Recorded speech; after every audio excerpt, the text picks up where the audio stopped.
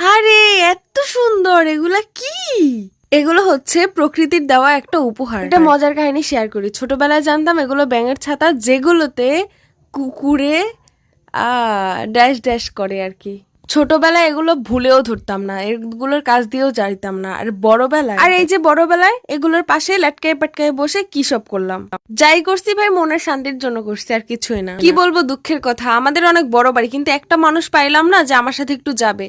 শেষ পর্যন্ত আমার একটা পিচ্চি আছে বাড়ি, ও সবসময় আমার অনেক হেল্প করে, আমার ভিডিওতে বা ভিডিও করে ওই করে দেয় বাড়ি আসলে।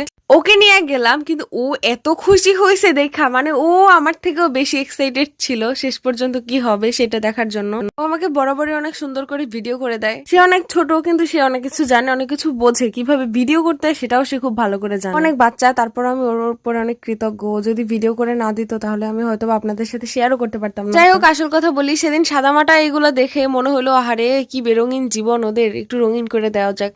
তারপরে তো যে কথা সেই, মানে যে ভাবনা সেই কাজ আর কি। আমার রংগুলো কোনো কিছুই বাড়িতে নেই, সবগুলোই আমি যে জায়গায় থাকি সেই জায়গায়। যাই হোক, বাড়ির কাছে, বাড়ির হাতের কাছে এগুলো ছিল, সেগুলো নিয়ে চলে গেলাম। ছোটবেলা থেকেই আমি একটু তেরা টাইপের, মানে আমার যা ভালো লাগতো আমি সেগুলাই করতাম। আমার মনের বিরুদ্ধে মনে হয় না যে আমি কোনো কাজ করতে পারছি ঠিকঠাক ভাবে। এগুলোতে মোটামুটি যা রং পারছি করছি, কিন্তু আসলে মনের মতো হয়নি, কারণ আমার রংগুলো থাকলে হয়তো বা আরেকটু সুন্দর করে করা যেত। বা প্রেজেন্টেশনের তো একটা ব্যাপার আছে, তাই না? প্রেজেন্টেশনের ব্যাপারটা আমি বুঝি, কিন্তু আমি ঠিকভাবে করতে পারি না, এইটাই আমার সমস্যা। সবকিছু আমি বুঝি, কিন্তু করার সময় মানে একদম ব্লা ব্লা ব্লা।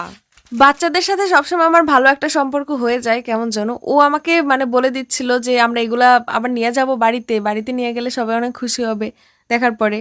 গল্প করে আর কাজ, মানে গল্প করতে করতে কাজ করার মধ্যে একটা আলাদা শান্তি পাওয়া যায়, আসলেই অনেক ভাল লাগে। আমার মতে কোনো কাজই প্রেশার নিয়ে করা উচিত না। নিজের মনের মতো করে যদি আপনি যে কোনো কিছু করেন, ছোট একটা বিষয় হলেও, তাহলেও দেখবেন আপনি খুব সুন্দর করে ফুটিয়ে তুলতে পারবেন। কাজটা আপনি অনেক সুন্দর করে করতে পারবেন, অনেক ভালোভাবে, মানে একটা মানসিক শান্তিও থাকবে।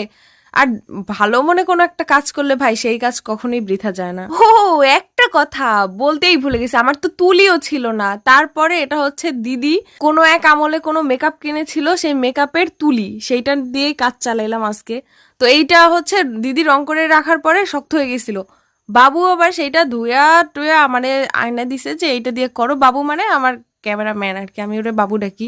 বাচ্চাটাও অনেক ক্রিয়েটিভ, ভাল লাগে আমার, ওর সাথে গল্প করতেও ভাল লাগে। আমার মতে সবসময় যারা আপনার মনোবল বাড়াবে তাদের সাথেই আপনার থাকা উচিত, কিন্তু যারা আপনার মনোবল ছোট করে দিবে, আমি এইসব মানুষ আসলে নিজে ব্যক্তিগতভাবেই নিজেই এড়াই চলি। ওইসব মানুষ খুব ভাল লাগে যাদের সাথে থাকলে আমি নতুন কিছু শিখতে পারি, জানতে পারি। প্রকৃতি তার জন্ম থেকেই অনেক সুন্দর, তারপরও তাকে একটু রং